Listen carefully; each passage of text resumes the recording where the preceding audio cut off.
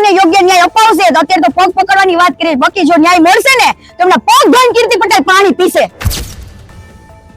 ખેડૂતોના ખેતરમાં વીજ લાઈનનો મુદ્દો અત્યારે ચરમસીમાએ પહોંચ્યો છે। ખેડૂતો પણ અત્યારે લડી લેવાના મૂડમાં છે, આકરા પાણીએ છે। આમ આદમી પાર્ટી તેમની મદદે છે, કોંગ્રેસ તેમની મદદે છે, પણ આ બધાની વચ્ચે એક નવું નામ જોડાયું છે અને નામ છે કીર્તિ પટેલ। તેવું પણ અત્યારે હવે ખેડૂતોની મદદે આવ્યા છે। તેમના વતી તેમણે બોલ્યું છે, વાત રજૂ કરી છે। નમસ્કાર, આપની સાથે હું આકાંક્ષા, તમે જોઈ રહ્યા છો રાજકોટ। કીર્તિ પટેલ આમ તો કોઈ પણ વિવાદ હોય કે કોઈ પણ ચર્ચાનો મુદ્દો હોય કેન્દ્ર વિશે રહેતા જ હોય છે। ફરી એકવાર મુખ્ય મુદ્દો એટલા માટે કારણ કે તેઓની એન્ટ્રી અત્યારે હવે ખેડૂતોના ખેતરમાં જે વીજ લાઈનનો મુદ્દો છે તેમાં તેમણે કરી છે। ભાવનગર ખાતે કૃષિ મંત્રી જીતુ વાઘાણીની એમની જે કાર્યાલય આવેલું છે ત્યાં તેઓ પહોંચ્યા હતા। તેમણે ત્યાં આવેદનપત્ર પાઠવ્યું હતું અને આવેદનપત્ર પાઠવતાની સાથે તેમણે 15 દિવસનું અલ્ટિમેટમ પણ આપ્યું છે। તેમણે એવી વાત કરી કે જીતુ વાઘાણી જો ખેડૂતોને ન્યાય અપાવશે તો તેમના પગ ધોઈને પીશ।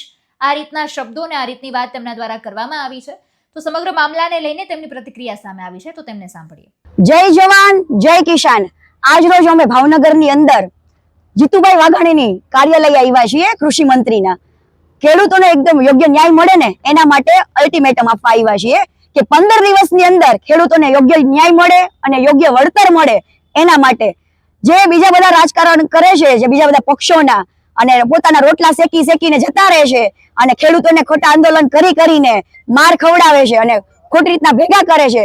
આજે ખેડૂતો લડીને થાક્યા છે, એના માટે હવે ગુજરાતના તમામ જે યુવા જનરેશન છે ને એ હવે જાગી ગઈ છે અને જ્યાં સુધી ખેડૂતોને ન્યાય નહીં મળે ને ત્યાં સુધી આપણે લડત લડવી છે। હમણાં તમે જોયું આંદોલન અડધેથી રોકી દીધું, પાછું વળ્યું, બરાબર। જોઈ તો વળતર ન્યાય ન મળ્યો અને મને તમામ જગ્યાએથી મેલ આવતા હતા કે કીર્તિબેન તમે આટલી બધી લડત લડો છો તો ખેડૂતો માટે કેમ નહીં? તો હું પણ ખેડૂતની પુત્રી છું, હું પણ એક ખેડૂતની દીકરી છું, તો કેમ ના લડી શકું? આટલી બધી લડાઈ લડું છું તો ખેડૂતોના માટે એક થઈ જાય।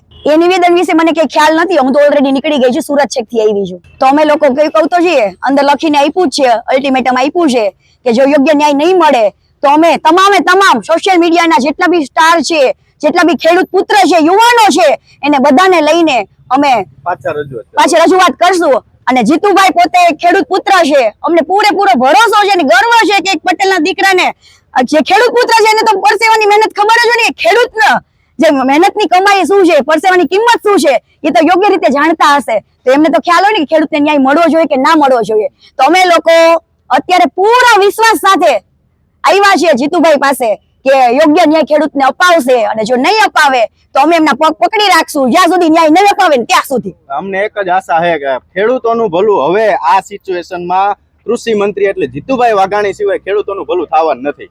એટલે અમારી તો ઈચ્છા છે 15 દિવસ પછી કદાચ આમાં કોઈ રિસ્પોન્સ નહીં આવે તો ગુજરાતમાંથી તમામ યુવાનોને બધાને અહીંયા બોલાવીને અમે જીતુભાઈના પગ પકડીને આદરપૂર્વક અમે કહેશું જીતુભાઈ હવે હામું જોવો, ખેડૂતો હામું જોવો, અમારે હામું નથી જોવું, અમારે જસ નથી જોતો જીતુભાઈ, અમારે તમને જસ દેવો છે પણ તમે એટલું અમારું કામ કરી દો ખેડૂતો માટે। જો જીતુભાઈ વાઘાણી ખેડૂતોને યોગ્ય ન્યાય અપાવશે તો અત્યારે તો પગ પકડવાની વાત કરી, બાકી જો ન્યાય મળશે ને તો એમના પગ ધોઈને કીર્તિ પટેલ પાણી પીશે।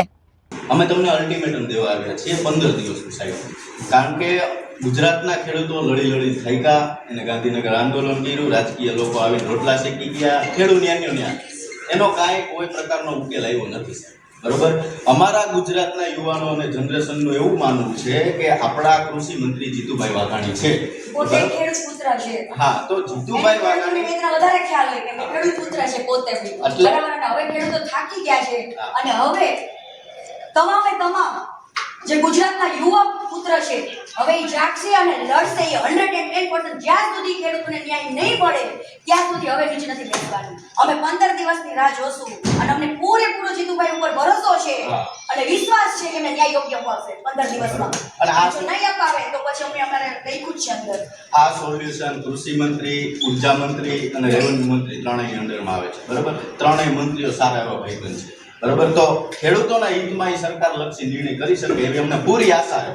15 દિવસની અંદર જો ખેડૂત લક્ષી કોઈ પણ પ્રશ્નનું નિરાકરણ નહીં આવે તો 15 દિવસ પછી અમે ગુજરાતના ફેસબુક અને યુટ્યુબ ને ઇન્સ્ટાગ્રામ વાળા જેટલા ખેડૂત મિત્રો છે કે જે લોકો વિડીયો બનાવે છે ખેડૂતોને સમર્થન કરે એ બધા સાથે અમે પાછા અહીંયા રજૂઆત કરવા આવશું. એટલે અમે પૂરી આશા સાથે લઈને આવ્યા છે કે જીતુભાઈને કહેજો કે અમારા માટે નથી, અમે કોઈ પબ્લિસિટી કે કોઈ માણસો નથી લઈને કરીને નથી, કોઈ. અમે કોઈ કીધું જ નથી. હમલા ખોલીને પોતાને કમાવું છે, બીજા બધા સ્ટેટોમાં વીજળી પહોંચાડવી છે, તો ખેડૂતોને કેમ ન યોગ્ય મળવું જોઈએ વળતર?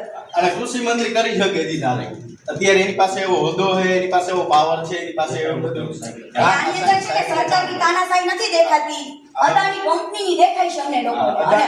અને 100% ન્યાય તો ખેડૂતને મળવો જોઈએ ને મળવો જ જોઈએ. ક્યાંક આ બધા નેતાઓ એની ચાપલુસી કરતા હોય એવું દેખાય.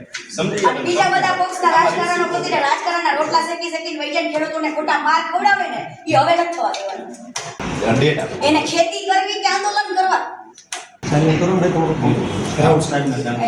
અમારા બન્ની ગજેરા અને કીર્તિ પટેલ ગ્રુપ તરફથી સાહેબને અમને તો મળતા જ નથી, અમે તો બહુ ભૂલતા, પણ કદાચ તમને મળે આ તમે આપો એને અલ્ટિમેટમ તો તમે જાણ કરી દેજો કે જીતુભાઈ વાઘાણી આજે પ્રેસ કોન્ફરન્સ કરીને એવું બોલ્યા આપણે આ ગોંડલ ક્યાં હતું કે ભાઈ અમે ખેડૂતો ભેગા જ છીએ, અમે ખેડૂતોના પ્રશ્નોનું નિવારણ કરશું, સરકાર જલ્દી એનું સોલ્યુશન લાવશે. આવી બધી એને વાતચીત કરી ગુમરાહ ન થતા આગેવાનોમાં આમાં પણ જો એને સોલ્યુશન લાવવું હોય તો એ 10 મિનિટની અંદર પણ લાવી શકે. આ સાથે જ કીર્તિ પટેલે પત્રકારોની સાથે પણ વાત કરી. તેમાં કહ્યું કે અત્યાર સુધી અન્ય પક્ષો ખેડૂતોના મુદ્દા પર રાજકારણ રમી રહ્યા છે અને પોતાના રોટલા શીખી રહ્યા છે, જેના કારણે ખેડૂતો માત્ર માર ખાઈ રહ્યા છે. પણ હવે ગુજરાતના યુવાનો જાગી ગયા છે, ખેડૂતોને તેમનો હક નહીં મળે ત્યાં સુધી આ લડત ચાલુ રહેશે, આ રીતની વાત કરી છે અને પોતાનો પૂરો ટેકો ખેડૂતોને છે આ રીતની વાત તેમણે રજૂ કરી છે. આવનારા સમયમાં ખબર પડશે કે આ મામલાને લઈને નવો શું વળાંક આવે છે અને ખરેખર ખેડૂતોનો જે આ મુદ્દો છે એ મુદ્દામાં નવી શું અપડેટ સામે આવે છે એ જોવાનું રહ્યું. સમગ્ર મુદ્દાને તમે કઈ રીતે જોવો છો કમેન્ટમાં જણાવજો. નમસ્કાર.